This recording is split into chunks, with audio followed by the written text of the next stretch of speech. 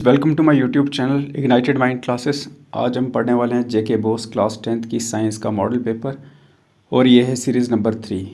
देखिए 80 मार्क्स का है और सेक्शन ए जो है इसमें 1 मार्क्स के क्वेश्चन होंगे। अब क्वेश्चन नंबर 1 से लेकर 18 तक सारे कंपलसरी हैं और 1 से लेकर 15 तक MCQs हैं और 16 से लेकर 18 तक एजर्शन और रीज़न टाइप। ठीक है, तो चलिए स्टार्ट करते हैं। चैनल पे नए हैं सब्सक्राइब कर लीजिए, काफ़ी सारे वीडियोस आने वाले हैं अब आपके लिए।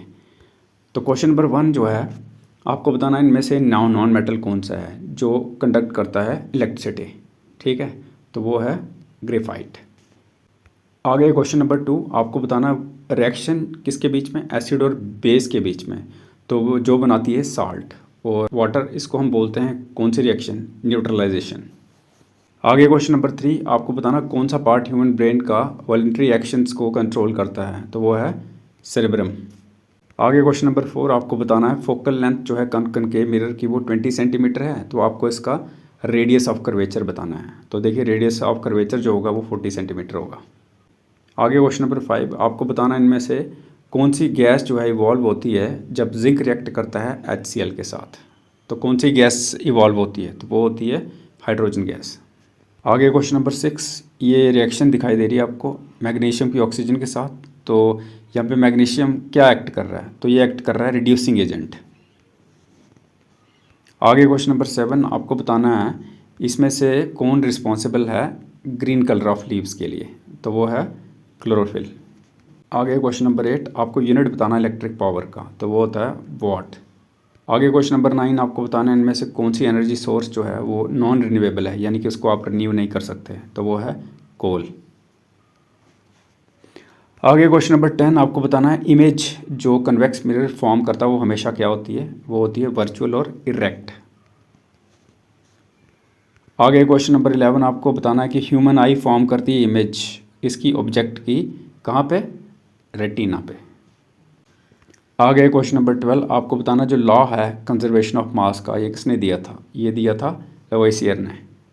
आगे क्वेश्चन नंबर 13 आपको बताना है इसमें से बायोडिग्रेडेबल कौन सा है, तो वो है वेजिटेबल पील, बाकी नहीं, प्लास्टिक, ग्लास और फॉयल नहीं। आगे क्वेश्चन नंबर 14 आपको बताना है कौन सी इमेज फॉर्म करती है प्लेन मिरर द्वारा, तो वो करती है वर्चुअल और इरेक्ट।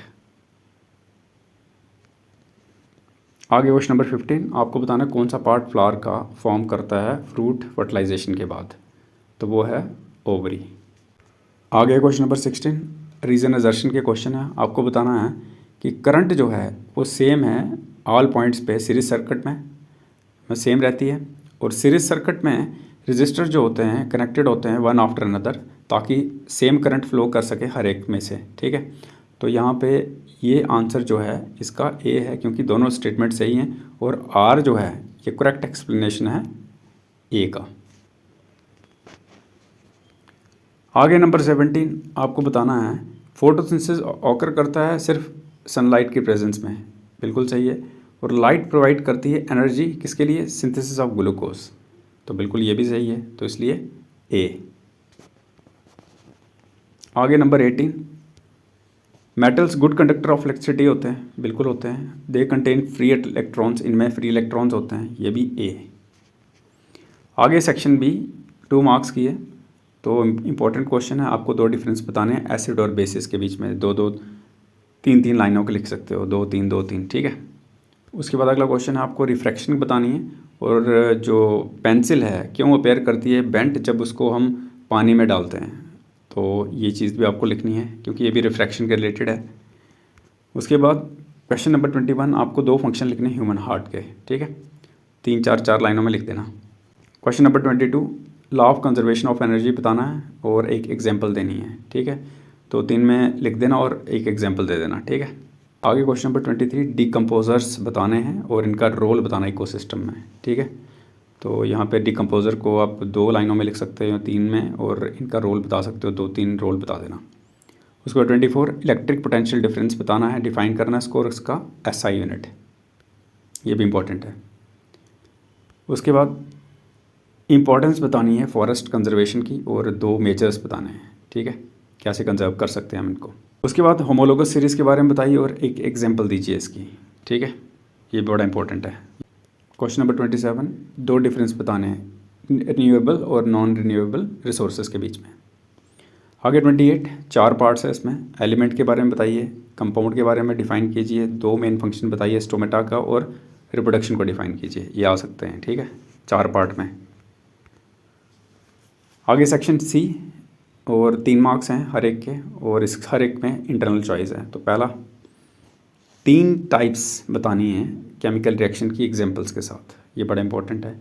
3 कैरेक्टरिस्टिक्स बताइए एसिड्स के, ठीक है। उसके बाद क्वेश्चन नंबर 30 है, आपको प्रोसेस बताना न्यूट्रिशन का एमीबा में, ये भी बड़ा इंपॉर्टेंट है। उसके बाद डिफरेंशिएट करिए ऑटोट्रॉपिक और हेटेरोट्रॉपिक न्यूट्रिशन। अब यहाँ पर देखिए ध्यान से, ये 3 मार्क्स के हैं, तो आप 3-3 लाइन लिख दीजिए, 3-4 हर एक के लिए। आगे क्वेश्चन नंबर 31 सिचुएशन बेस्ड है। एक स्टूडेंट कनेक्ट करता है 2 बल्ब को पैरेलल में, किसके साथ, 6 वोल्ट बैटरी के साथ। तो एक बल्ब फ्यूज़ हो जाता है बट दूसरा जो है वो ग्लो करता है। अब यहाँ पे रीज़न बताना है कि जो सेकंड बल्ब जो है वो क्यों लगातार ग्लो कर रहा है, मतलब उसने क्यों ग्लो किया, और टोटल वोल्टेज अक्रॉस दोनों बल्ब बतानी है कितनी है। और एक और चीज़ सी पार्ट में बतानी है कि एक एडवांटेज किसका, पैरेलल कनेक्शन का डोमेस्टिक सर्किट्स में। तो ये चीज़ आपको सिचुएशन बेस्ड क्वेश्चन आएंगे, कर लेना।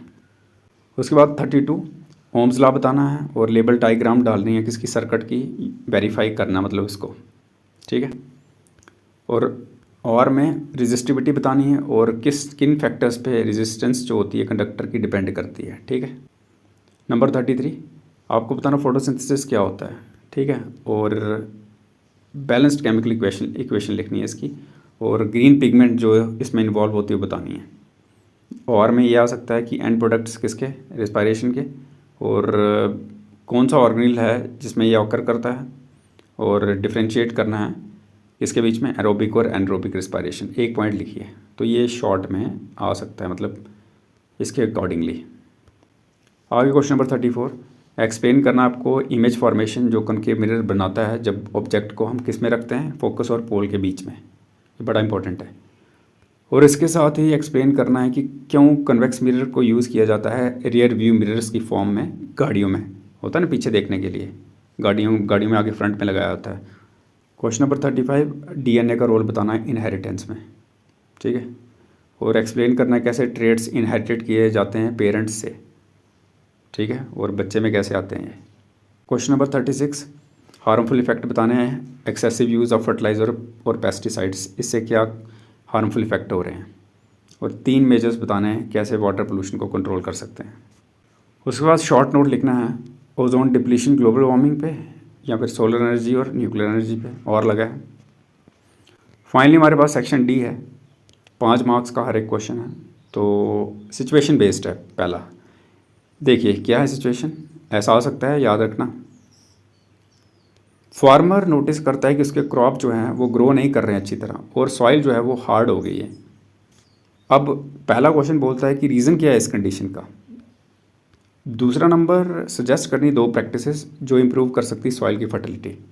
तीसरा रोल नाइट्रोजन साइकिल का कैसे मेंटेन करता है ये सॉइल न्यूट्रिएंट्स को। और लास्ट डिस्क्राइब करना कि अर्थ फॉर्म जो है कैसे सॉइल की इंप्रूवमेंट करते हैं, मतलब कि मदद कैसे देते हैं सॉइल में इंप्रूव करने में, सॉइल की इंप्रूवमेंट कैसे होती है अर्थ फॉर्म की वजह से।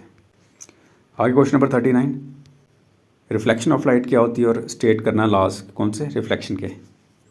बी पार्ट में रे डायग्राम डालनी जिसमें आपने बताना है इमेज फॉर्मेशन किसकी वजह से, कनकेव मिरर जब ऑब्जेक्ट कहाँ पे रखा हो, placed beyond centre of curvature के बियॉन्ड। और में आप देखिए यहाँ पे यूजेस हैं कन्वेक्स और कॉनकेव लेंस के, और 2 डिफरेंस बताने हैं बी पार्ट में रियल और वर्चुअल इमेजेस के। आगे क्वेश्चन नंबर 14 एक्सप्लेन करना स्ट्रक्चर और फंक्शन ह्यूमन एक्सक्रीटरी सिस्टम का, और बी पार्ट में नीट लेबल डायग्राम डालनी है ह्यूमन किडनी की। तो ये पार्ट में भी आ सकते हैं, याद रखना है बोर्ड में, ठीक है, 2 पार्ट बना सकते हैं।